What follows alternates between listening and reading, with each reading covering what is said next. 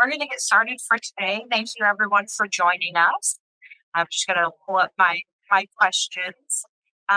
We've got folks online and in person today, so we're going to keep an eye on the chat. You should be able to see our panelists up here at the front of the room. Um, and yeah, so this is our session about COIL, Collaborative Online International Learning. We are going to start off with intros from each of us, and then we're going to talk about what COIL is, and our panelists are going to share about their COIL experiences. So I'll start off. My name is Shed, like the big in your backyard. I'm a teaching and learning specialist at the Center for Teaching, Research, and Learning at AU. I go by she or they pronouns. And I've been working on COIL for a few years now. Yeah, and I will pass it over to Nick. Thanks, Ed. I'm Nick DeMayo, and I'm a senior instructional designer at the Office of Graduate and Professional Studies.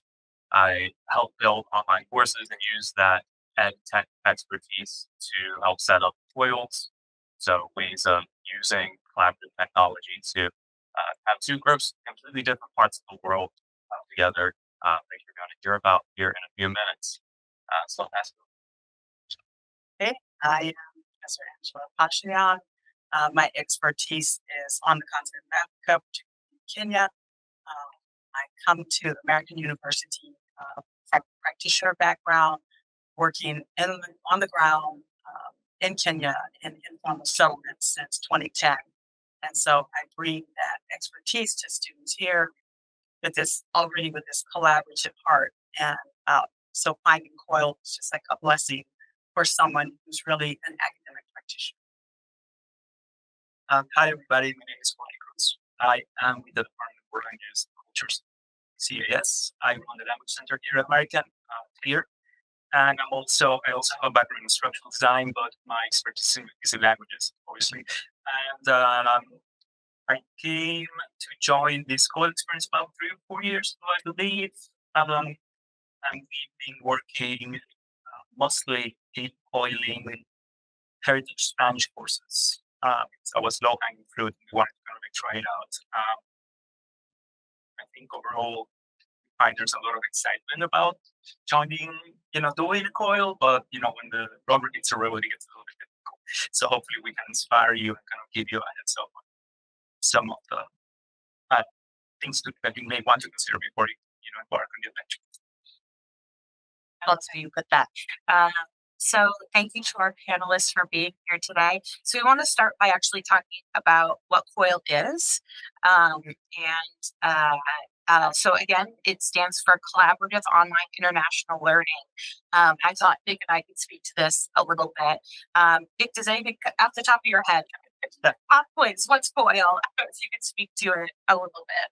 I would say it gives an opportunity for students to work with others from a university in another country, very easily put. This could revolve around a project. It could revolve around a project and a set of shared lectures, set of shared discussions. It could be done as two classes broken up into small groups where there's a mix of students from each institution within the groups. That's a really great framework to use to COIL. And all the while in the background, there's this technology aspect to it where, of course, because this isn't traveling, this is learning from a distance from one another, got to leverage some technologies to get together into what we call the third space. So while we have at American University Canvas, Teams, other telecommunication tools like Zoom available to us, you may not have that available in your partner institution. So some of the negotiation that happens early on in a COIL, besides the academic part of it, sharing your syllabus, thinking about what project you want your students to embark on together, is coming to terms with technology and using technology to overcome some obstacles to normal communication and working with one another like language. So provides a lot of opportunities for students to get that practice as well. And working in the real world, I guess. Yeah. Where you collaborate with teams across different countries that speak different languages and in different time zones as well. So that's a not so short answer about what COIL is, but hopefully, it's students working together with people from other countries. Absolutely. And something I think about a lot is how it can take so many forms. So a class at AU can coil with a class in another country, right? Let's say Japan, right? And they could do Zoom meetings for their collaboration, or they could use something like Canvas or even Padlet. We've seen entire courses done asynchronously through Padlet or WhatsApp.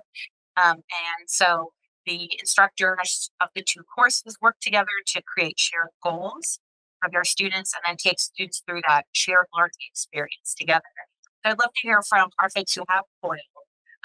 Is there anything you would add to like that definition or definition, but like you would add to that description or things that stick out to you about what makes COIL, what it like sort of interesting? Over most of the points out there, I think one of the things that you want to pay special attention to, because it seems very simple and easy to get on board, it's with the time difference, because I think you're working on the same hemisphere. Like in our case, we've been working a lot with Universidad Diego Portales, which is in Santiago, Chile. Yeah. But for some reason, like, first of all, our semesters don't necessarily line up. That's one of the things you have to keep in mind. And then there's like the issue of something as simple as holidays, because like Right. we have our holidays. We have like, for example, Thanksgiving, right? For the fall, that's like the big holiday we can take off go home and that. For them, like the big holiday comes in spring, and then there's like a lot of like government holidays and all that, where they go away for like whole weeks and all that. So it gets a little tricky. And then there's like 3 different time changes, because at some point they're at the same time as we are.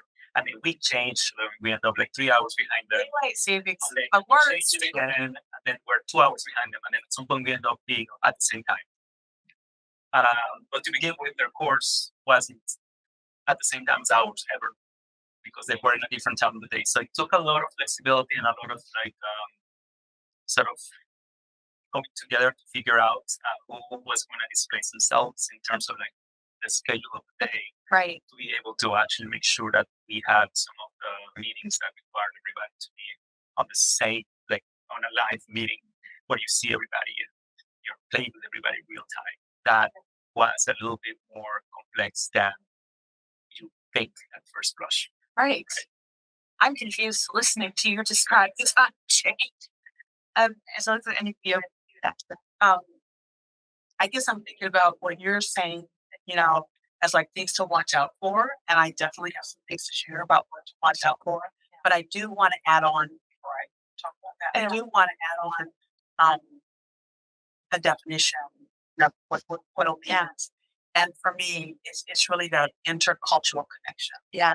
If we are the international school of service, right, and we can't ever say we've actually connected with someone and that we understand their cultural norms, then how international are we? Right. Right. And I know that everyone doesn't necessarily get funds. I know that most of our students do go abroad, but for those that don't, to have that connection. And then, even when we do go abroad, we may go abroad and work in a limited capacity. Sometimes we're sort of sheltered, at campus, or maybe we don't get the real deal. Right. And I'm for the real deal. And so COIL, in my opinion, gives you the real deal. So I want to like create a branding program around you where you're like, it's the real deal. Like, I really like that. it is. And I actually like kind of like jump off your point, which is another one of our, let's call it, discoveries as we went along. Because at first it was more about, we wanted to cooperate, we wanted to sort of have a link to an international school and kind of get the ball rolling. We wanted to sort of try it out and see how it worked. But one of the things that we came to see happening as we have, I think at this point, have 3 iterations of this. Yeah. And they are with Spanish heritage speakers, which again, they're a population that, and a lot of them do travel, but there are some of them who don't have the work to actually, go over there. So we've been working also, how can we actually get them to Chile? It's expensive, right? But what we did discover along the way is precisely that. people kind of got this rush of kind of cooperating and sort of living a little bit that experience of being on a different campus and like meeting people and kind of getting close to them, and finding out a little bit more about what makes them tick and vice versa, right? And also the people actually get to ask their questions that they're kind of wondering about. And some of that stuff doesn't happen necessarily inside the classroom or when we are having like the general meetings, right? But one of the great things is like you said, there's a combination of communication means. So for the general meetings, we use Zoom. And so we see the whole class and they see the whole classroom over here. So they want to one people present them. Normally everybody's watching. But then when they're working on their own, because we have to sort of negotiate the timing, then we let them choose. Generally they choose WhatsApp because everybody's got it and it's easier for them to kind of like come together. And they do their mini groups and they do a lot of like their personal work that way because it's not live necessarily. They can just message each other whenever, and if need be, they can make like a little date to sort of see each other at the same time. Also, the works can happen that way. But we figured also that people were very excited, so it's a great sort of jumping forward for people who may want to go abroad, right? And for those who can't, it's a reasonable facility. I guess. I mean, it's not very much expense and the other excitement of like doing the extracurriculars. But as an is just kind of like working with an international team, which again is one of those, I guess, skills that people are after, right?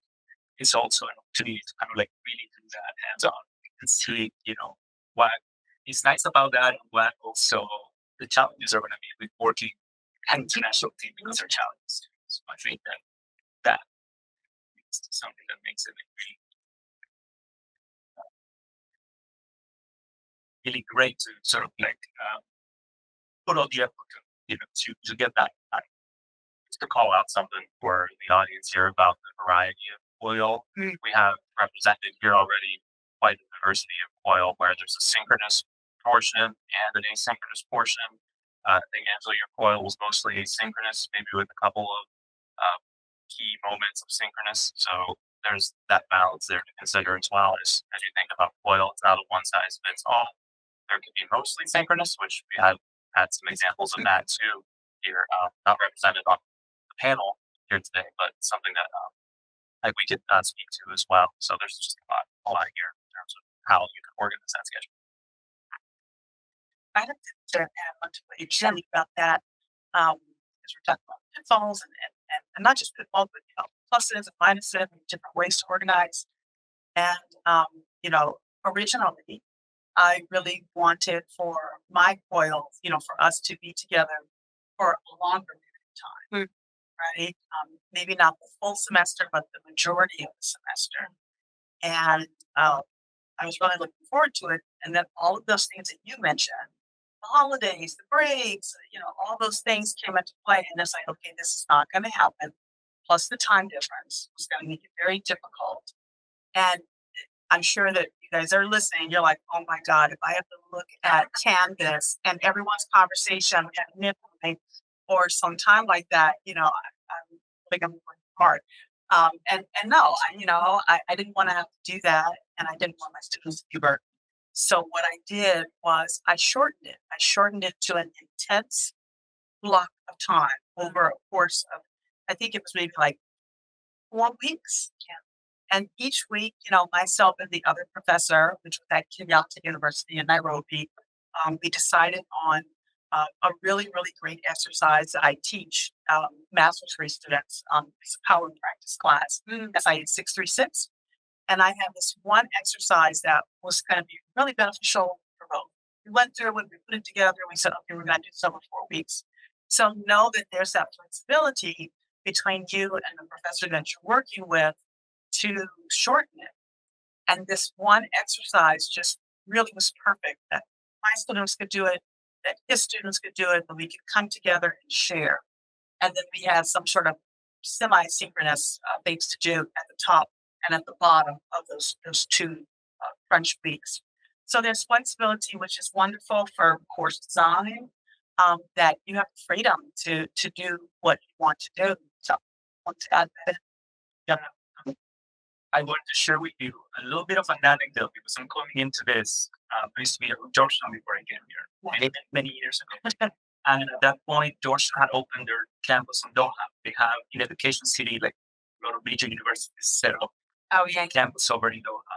And so they had, they wanted to do, they started with the COIL thing. And what they had it was they had a bell pressing room, which is kind of like, looks like this table.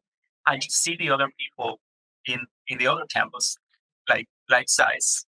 They're projecting in a screen in front of you. So you're sitting there and you're kind of like, and so it was called telepresence. So what the technology. Super expensive because they had to like knock out a room and basically it's like set up all the trappings to make that work. You'd think that was like the challenge. That wasn't even the challenge. I mean, other than you needed an engineer to come in and set up the code for you every single time. Oh my So god. so complicated and expensive, right? But yes, you have like the other person sitting there life size and you're talking in real time, right? But even then, the challenge of like being so many hours away, right? So that was a challenge because like, we're here in the morning, I think it would be like midnight for them. So they had to like when they were going to release that. Fantastic. It was nice. But at that point, like the idea was like, we're going to be together throughout the semester, every day or every class. Yes. So I think sometimes people think COIL, they think we're going to be together all semester. Yeah. And what does that mean to my objectives, my students' objectives? So, like Angela is pointing out, one of the great things that you have to sort of also wrap your head around, it's like it's not necessarily that this needs to be like a semester long.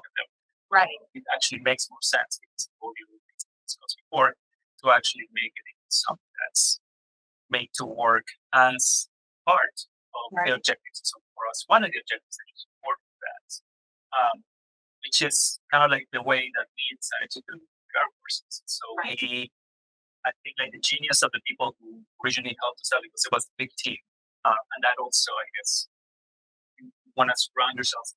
Here we have you guys. That's like the global learning office in the industry that's whole who also assist.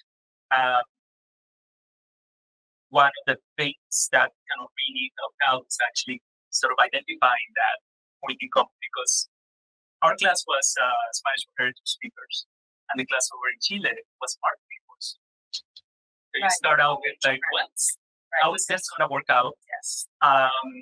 So we started talking, and we had some sabbatical. We started like months before like the thing was supposed to roll out. So I think it's a fall course. We started out in kind of around this time of the year because you figure we have the summer meet each other. So we had a couple of meetings just to kind of see there was something going on, and everybody felt like super comfortable. So became friends. Then you see each other every week as you're planning, so you get really sort of loosened up. And so we were like, what are you guys talking about in this market? What is the big point here? And they're like, well, we need to know who you are so we can sell you things, right? So it's all about identity.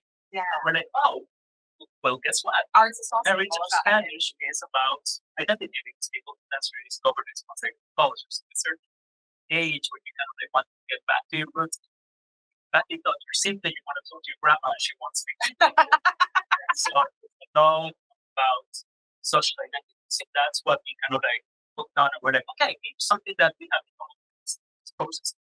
Here's where we want to go. This is the direction we take it. And then everything just kind of go from there. So that what's like then we went about, let's identify where does this fall the syllabi for each course and see what we can bring in. And then after we had that, really how much work is going to need to be worked there so that this matches in terms of dates. We are able to easily see each other or like work with each other on every holiday or whatever. And then once that was done, that was like the ability right there. Right. Because then we could actually set them up together to work on their own. And then the students, so after that, scaffolding is set up, the students can sort of like carry on because they are sort of like a little bit more flexible in terms of like, I needs to also, communicating. In this case, it shows what happened to do like a little. Yeah. I wouldn't say that I'm really happy that you brought up that, this was two different areas like marketing and language. And so that was the same thing with me, right? And so, my students are either development management or, development. And then the COIL partner his MA students were education master's degree students. So at first it's just like, oh, that's not going to work. And I'm telling you guys, no, it works. You just, you can work with Nicholas for design. You can think of it yourself, but work with the professor, have, a chat and try and figure it out. Because what I ended up doing was taking my design matrix assignment where my students have to create an entire workable plan from start to finish, including monitoring and evaluation at the end. They have to work everything out for a development program. So what we decided to do was to do a development program on education. And so the objectives were chosen by the MA education students. And for example, one of the objectives was to improve reading comprehension for boys grade 4 to 6. Right? They also chose to increase school attendance for girls aged 9 to 12. So things like that, the education students came up with as objectives, and then together we all fleshed out development program. So you can work opposite. It works out. And precisely because you're working on a shorter crunch of time. So, like I said before, for us it was like a period of 4 weeks. And we, Same. I think it's looking for control because you can really concentrate on that. And sort of have very specific outcomes that you want to be, right? And so everybody's like, all hands on deck to do this while you maybe putting a pause on what's going on overall, of course, on either side. But you're still building your outcomes, right? This is part of what it comes. So for us, we advertise this. There's a one point. I know that we try to make it very clear that it's temporary. That's because that's what it is. So, but all of you guys' information what's on my syllabus. Yeah. So the students could see, if they want to contact you, like it's real, that they see that. They look at these completion. And so like you're saying, and the service when it gets to that point, that you can see. So that was always there. But I will say something that we may not think about. And I certainly do. Maybe we're from the West. We're going in saying, let's do this. And let's do it this way. Around our schedule often. Right. Yeah. And so, because I've been on the ground a lot, I talk to the professor and I'm like, here's what the assignment is. Can your students do this in 2 weeks? Do they need more time? He looks at it and he's like, yeah, they do. So we worked it out.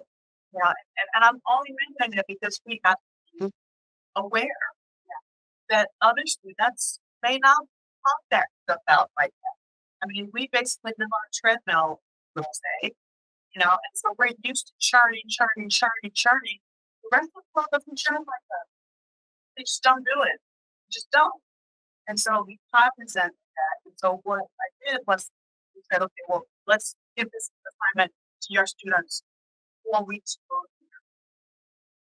Let them kind of digest it, let them kind of play with it. If they've got questions, I'll stay up late, we can chat or whatever we need to do to make sure that they fully understand and that they don't feel like they're on a treadmill. Because just because we're on one doesn't mean we need to import that to them, right? And so I'm very, very cognizant of meeting people where they are and not impressing this Western standard upon them. So they had the extra time, which helped them tremendously. And then by the time we got to those crunch weeks, they were ready. They were truly, truly ready. And that's something that I think we can very easily forget. Let me add to that because our experience was in a way different. Maybe because we were in the same hemisphere, but also because Chile, out of like all Latin America, has a standard in terms of technology adoption and penetration that's focused in the US. Actually, in some aspects in education, maybe I'm not sure how new this school is. I think it's like super new, but their facilities are like top notch, and they have like a really nice support, technical, which means that the person was helping us kind of like put up a whole bunch of things. He actually made an app for that too. So to see what was coming, and the idea, a lot of time and effort was spent was over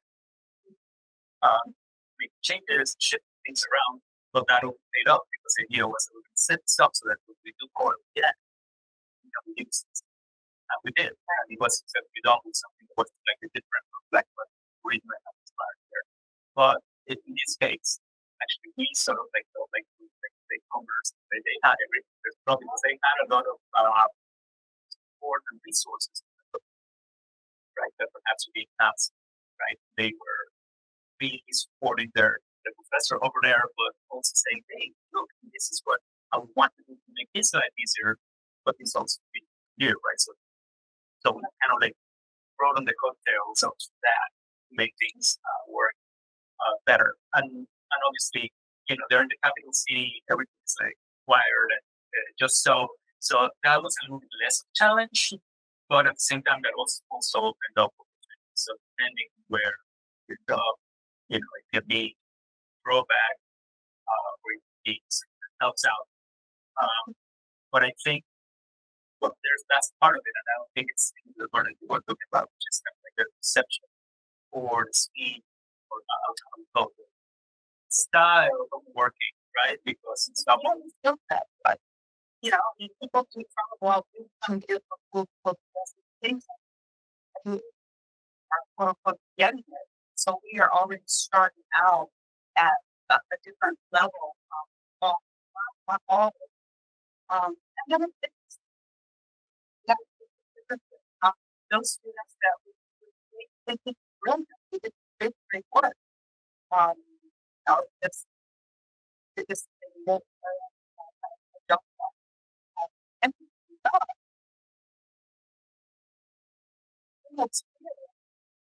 we're very surprised at how they perceive our solutions, right? And so we teach each other's work in the end. And those students from Toronto were like, why would you do that? That won't work in education in Nairobi, right? And so something that our students have been reading in books and books and books, and you hear from the master's degree students, they're like, that will never work. That won't happen. So, the switch kind of gets flipped. But that's what I love about it. It's all about learning. It's all about preparing our students to understand the realities on the ground. And COIL offers the chance for this impactful exchange, right? So that students on this side can tell you the real deal of what's happening there. And then we can say, oh, well, we didn't know that. We thought that it was like this. And on some things, we matched perfectly. They were like, yes, this is the way to do it. So that learning experience, I think, will become very valuable, especially for master's degree students who are really ready to go into the workforce and start working. It's inspiring to hear about how this is not only a collaboration between students, but also a collaboration between countries and institutions and faculty members like yourself. So thinking about partnering, I think is an important thing as well. Partnering with your interests in mind, your academic interests, the interests of American University as an institution as well to establish brand in the world. Also, the interests of partner institutions to make connections with American University. So I think we'll talk about that later. Yeah. I just wanted to lay on how inspiring it was to talk about all the layers of collaboration. Absolutely. And I also I wanted to come back to something that you had mentioned, Nick, which was that third space that sort of like, you've got two different universities, but then when they come together, it creates its own space that sort of, I don't know, like separate from them, but in a very positive, productive way. So I would love to hear if you all can speak more to that sort of did you experience that third space? And if so, like, what was it like to forge it, or what did your students seem to take from it? Yeah, Um, when I follow up with that app that I mentioned before, yeah, that was like something really interesting, and it was kind of like it came out of flexibility and all the talks we were having. And so, we included, obviously, we had like the faculty members, we had like the tech leads. That was like my role into this most of the time. I taught the class, but I wasn't necessarily the instructor for that. It's COIL. yeah, So coming as like additional help, right? But we would have all these people at the table. So most of the meetings will have 6 to 7 people. So it would be like the tech person on this side and the person over there, the two instructors. And on occasion, we also have like the head of the global office for Chile. Sometimes we have the guy who's doing that for us on this side. So there was everybody sort of like shooting ideas, and so the flexibility was important. And out of all of discussing all of this, like came the idea to put it on Google Classrooms. And this kind of like came up. It was all very serendipitous, right? Because at first we were thinking about, well, Canvas is here, but it's sort of protected. It's for people who are signed up for in American. And obviously you can give people sort of like credentials temporarily to come in from outside, but then it's like you are an outsider and we're giving. So there's like all sorts of other complications and things there. So we decided let's actually create a third space. And it's not their system, it's not our system. It's sort of agnostic, and everybody can go in there and be there on the same terms, which is also another idea that we were, right? So we went from Google Classrooms, and so we developed the idea of let's put something that they can access from their phones, because they're all on their phones, and that will make it easier also for them to, anytime they have like some extra time, to kind of like go in there and do what they need to do. So everything was down there. So that's what we came up with. The new technician guy over in Chile kind of like made it alive, right? Then of course we go there and help him edit and change stuff and like control the way in which things were sequenced and whatnot, because we knew more about like the actual syllabus, right? But he actually built the wireframe for the whole thing. And it worked very beautifully because we had, and I think like one of my favorite parts of that was we had each one of the weeks various places for them to upload things that they needed to upload. So it was actually, again, to kind of keep track of all the stuff that was being produced and to make sure that people sort of kept to the plan, because that was crucial. Time was limited. But out of all of that, we had a special section that was called recreo. That means sort of like recess in Spanish, right? So recess in the sense that in primary school, you go out into the yard and talk to your friends and you play games. Maybe you have a new snack, right? You sort of like talk and play about everything except what's going on in the classroom. So it was supposed to be a place for them just to interact. And that sort of was like a really interesting thing, because people started posting little bits about their everyday life. This is my commute, and this is how I get to school. This is my favorite restaurant, and when I go there, I order this, and then they would put like pictures. So it became like an Instagram that for the group in the class, which I think also kind of deepened that connection, like on a personal level between all of them.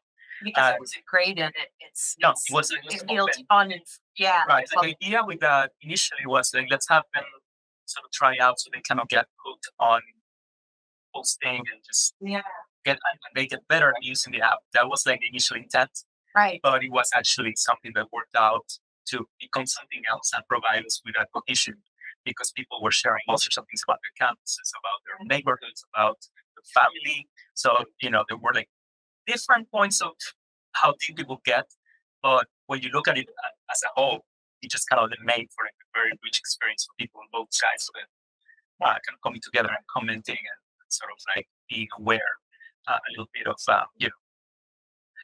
what walking on the moccasins on the other side would be like. Yeah, Right. So that kind of like brought a lot of extra value, I think, to what was being done, and I think it also kind of helped them sort of strengthen their teamwork, right? Because you have all that background. So that was interesting in terms of like creating that third space. Yeah. That's so cool how like that like I don't know, that casual space to just talk became like it supported the whole project because the students got to, I don't know, just interact casually, and that's so cool. Yeah, please. No, that's fine. Yeah. So I was not able to create that space. I really wanted to create that space. This was my first COIL, and from working, my work is in the slums. And so I'm very cautious. I'm overly cautious um, about sharing, maybe a little bit too much, and maybe that'll change. Um, but for those years, I just felt like, okay, this is my first rodeo with the COIL, and I'm going to keep it really, really simple until I'm sure that this, relationship with the student, that these are, good students, and you can never tell, whether someone is going to try and take advantage of your personal. You can never tell. But it is something to think about for those of you that may be thinking about doing oils with countries where corruption is high, right? That's what I'm getting at. It's where corruption is high. I would always default to the team, Nicholas, with your honest thoughts about should we be sharing pictures? How personal should our information get? Should we be sharing personal? What if somebody says, hey, I want to talk to you personally? You know? So for those countries that, then it's like, hey, wait a minute. So my country was one of those countries. And so I didn't use a third space like that where I wanted to. But this sort of third space sort of popped up with the Trump administration in that since there was no more aid and no more sharing of knowledge from aid going into developing countries, it was now upon my master's degree students to share what they knew, to share what they would be doing if they were working for USAID or MHI 360 or DevEx, to share what they would be doing with master's degree students in my room, so that those master's degree students would be more knowledgeable about doing their own development in their own country. And so that sort of just appeared, and it was like magic. And everyone on both sides was really, really feeling it, because it's like, yeah, please share knowledge, because you're not going to be coming over here doing this stuff. You need to know what you're planning. So that's what I really appreciate the sensitivity to your personal privacy, your students' privacy. It's important to them. And just to share a little brief story on the other side of the collaboration, we coiled with a university in Venezuela where a concern of the faculty member on the other side was not corruption so much. I guess that's part of it, but a lack of academic freedom, or less academic freedom than we have here. So that was something we had to consider. Some topics we didn't want to touch in the foil because they could, if it came to light, and the academic unit over in Venezuela could have adverse effects on that faculty member's career. So this is like, just to say, it's a constant negotiation of what is comfortable with you, your students, your coiling partner, and their students. It's good to get all that aired out at the start whenever you're having your first partnership meeting. There was a lot of conversations about, like, the people said the group that you have is private. You have to be signed in by, if you have to submit your credentials, put in there. It wasn't like just open source and everybody's going to go in there. So we were very, again, my colleague, there were like very vocal people at the table, and that's important. And that's what I'm saying. There's like a larger or a couple more heads there to help you kind of pick up and catch things that you might overlook, right? In the excitement of something like rolling something out, it's very easy to overlook certain things, right? And it may be super important, like in the case of Venezuela. You don't want to be, overstepping the bounds, or you don't know what information is going to end. So it's very important that it's protected, and that if you're going to do that, you can sort of like vouch for, this is for your eyes only, or you can see this. And along that, another thing to add is also our defaults on the other side. They own the technology, or they have access to the technology. It's one of the things that we didn't have to think about. Like I'm saying, this is a big university in a capital city with resources, right? So they have that, and then for the people who didn't have, for example, iPads, wherever they had a set, and they would just hand them out to people so they fully participate, right? But that may not be the case some other places. So maybe like the internet is not as robust as you'd like it to be. So there's all these things that you also need to keep in mind. Less and less these days, but still could be an issue. The internet access is restricted in certain ways, or certain searches or technologies are restricted, or right, like, and I can see how, I feel like a lot of what we're pointing to are important lessons for the students as well.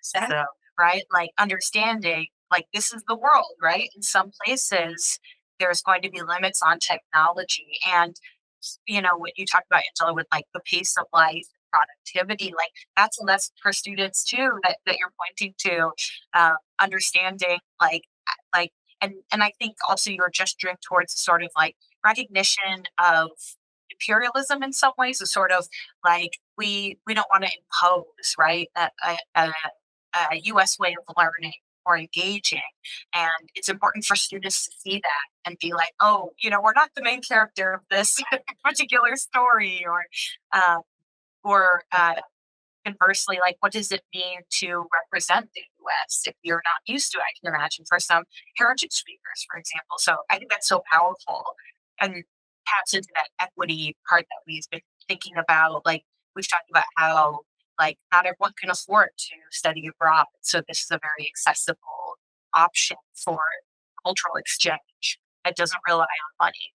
Uh, I'm going to just let our folks in the audience know, we would love to like hear your questions. If you'd like to chat in the chat, or raise your hand in person, whatever it might be. I'm going to give folks a minute to think about that or share those. In the meantime, I wanted to ask you all about any sort of, I love asking about like remarkable wins, even if it's a little moment that really sticks out to you from your COIL experience that you would like to share with us. A little success or lesson or win, whatever it might be. Yeah, I've got one. And it's, I was going to say it's small, but it's not small. It's big. Yeah. The MA education students at Kenyatta University, 5 or 6 of the women were Muslim. And so it was a great opportunity to break down yet another barrier. Yeah. Right. So whenever we got pictures, we see the women, wearing the hijab and abaya. Yeah. And, my students were like, what can I say? You can say anything. Yeah. Okay. They're Muslim, you can say stuff. Yeah. And so that was really a great lesson of being able to converse and go back and forth and sort of breaking that barrier that, it's okay. There, you don't have to do anything special. Just work in and speak the way you normally speak. Yeah. So I thought that was a really big win. Yeah. And we sort of recycled something that was in the heritage courses, right? So the issue with the heritage speakers sometimes it's like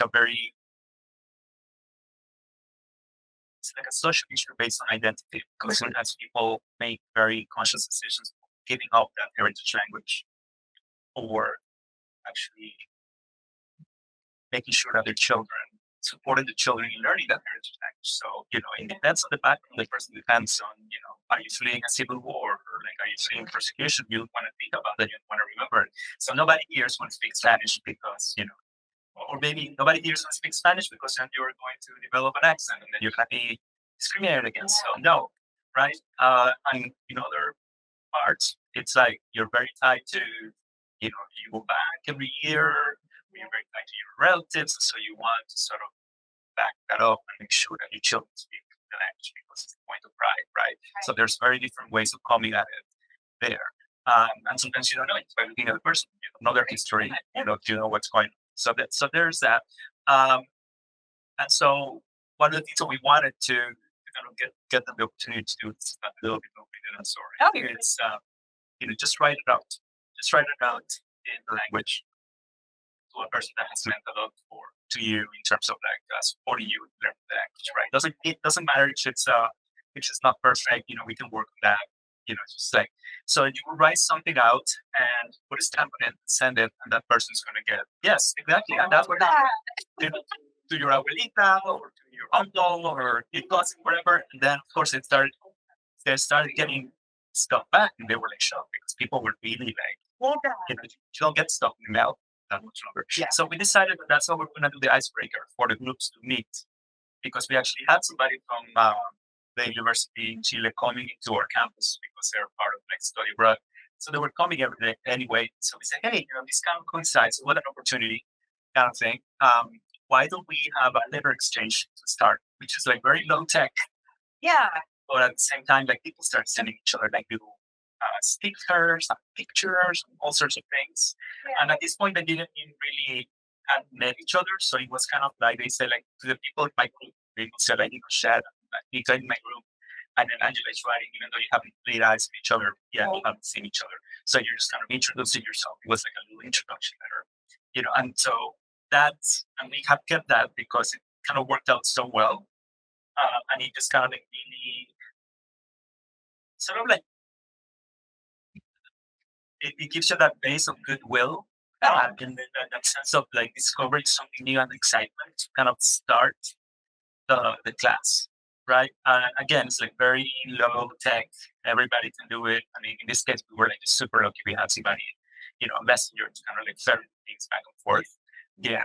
So it's like also taking care of taking the advantage of those opportunities where they may be like sometimes they might be super apparent, but there might be something there that you can sort of like wrangle in. I'm remembering, Nick, you had told me about this in the past. You were so excited. Like, these letters are so cool. Like, and I just love that. Again, it's like these little like informal moments are like so generative. Like you said, like it's not little, it's actually has huge impact. Like, and I love that. It's like could pen pals be a way of coiling? Like, I think that's so cool.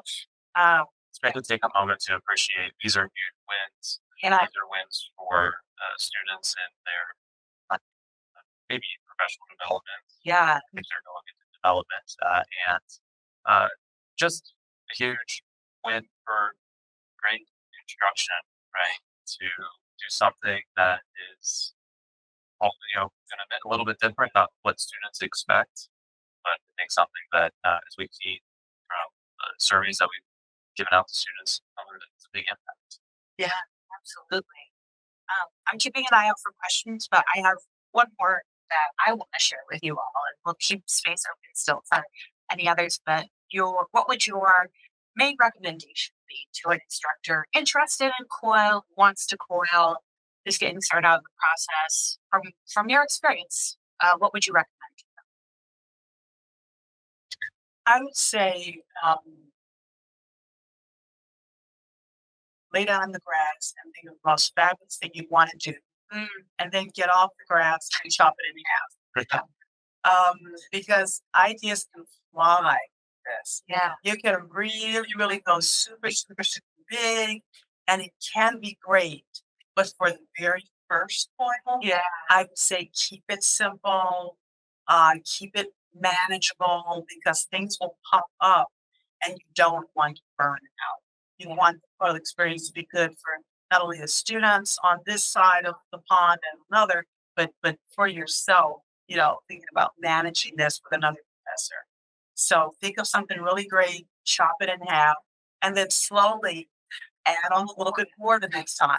right. And then add on a little bit more the next time until you actually can add in your greatest vision of COIL. I love that. I would say like just one word: flexibility. You have to be flexible on both ends, and I think I really like Angela said about like just tear things out. So it have to be super complicated to be in, right? So and then also like try to not forget that you have support, because sometimes like sometimes like, we want things to be just so you you forget that you can ask for help. And I think this kind of project you need all the hands on the table. So you need the technician on that side, maybe on this side if you have access to them. You need the person who works with faculty member, perhaps, depending, like different universities are going to be set up differently. I guess in this case, Chile was kind of like a mirror thing, but I think like the person, for example, who was in charge of the learning office, even though she wasn't directly involved in it, was there at every meeting. And so she was kind of looking at us like, well, like that may not be practical. Or like, wait, have you guys thought about that? So the utility of bringing all these people to the table is like they can call you out and make your life easier in the long run. Because it'd be difficult to ignore something that may be very obvious if you have a little bit more experience of in that area, right? So I think it's important to make sure that you invite as many members of the team who are available, who are interested in coming in and working with you at the planning stage, Yeah. right? So early on, even though that may mean a few extra meetings here and there, but certainly, putting that effort there facilitates everything later on. So it's great seeing these two recommendations connected and starting a little bit smaller. To keep in mind that you are doing the negotiation with somebody new you probably never met before. Yeah. So there's work there, and then there's also a lot of support to help and to have some frequent meetings at the start where it's just you and your coiling partner. I'm talking about from a faculty member's perspective here. So you don't have the students involved yet. You just get to know each other. You get to know your professional interests. Hopefully you create a COIL that is really interesting to both of you. Really, take those two together starting small. My recommendation is to follow the COIL tenets, which are very flexible themselves, in as much as have an icebreaker between your students. Like Gorky mentioned, the letter exchange was a fantastic way for students to feel comfortable with one another without comfort and without that initial connection. I think we can just, tell intuitively more difficult to have fruitful collaboration. So don't skip over that part of having students between the different countries get to know each other as best you can. If this happens synchronously, which that's great over Zoom or some such. If it happens asynchronously, it's great too. That's my recommendation. The human connection is a part that I think students will remember from this. Absolutely. Yeah. Like if you ever heard people say like there's a quote like people don't remember what you say, but they remember how you make them feel. Right. Like hopefully our students remember what we say to them in class. Sometimes I'm not so sure, but like they will remember, right, that excitement of like getting a letter or like talking to someone for the first time and being like, oh, I can do this. I can have this conversation where you can absolutely work. Uh, but that's so amazing, and I want to say I'm the moderator, but I really think Nick is the one doing the hard work here, and connecting people and keeping up with all the communication. It's a lot of communication and a lot of I think just like staying in touch and staying updated. If folks do want to get started on COIL or just look into it, what do we recommend that they do? Yeah, we have some slides that will go out to anyone who's registered for the panel. And in the slides, you'll find our contact information. COIL program at american.edu is a shared email that we use to just take account for general interests. You want to learn more, we can schedule a one-on-one talk, chat. What would some things be that you would want to have to start to think about is a course that you would think would be fruitful for collaboration. Maybe an idea of a partner in mind that Angela started to kind of country that you wanted to have in mind. Any of that is super helpful as a starting point, and but also with flexibility at the same time. That maybe you didn't have the idea that you wanted to partner with a business school, but a business school class came along. It turns into a really great collaboration. So there's a good starting point, I think, for everybody who's interested. So think through those two things. Reach out to the COIL program at american.edu, and we'll get you set up. Yeah, and we have resources like databases of folks who want to COIL across the world, and templates for different ways to structure COIL courses. You'll see all of that in the slides that we share. But that's our role is to help with that. Again, Nick is really doing the work on this, but yeah, that if you bring an idea, I think we can work. So I want to say thank you so much. Thank you all. Thank you so much to our panelists. We really appreciate it. Thank you to our participants online and in person. We can hang out for a minute, but I think we're going to wrap up our official panel for today. And again, encourage you all to reach out and to take the feedback survey that we've shared in the chat. We would love your feedback. Thank you, everyone, so much. Welcome.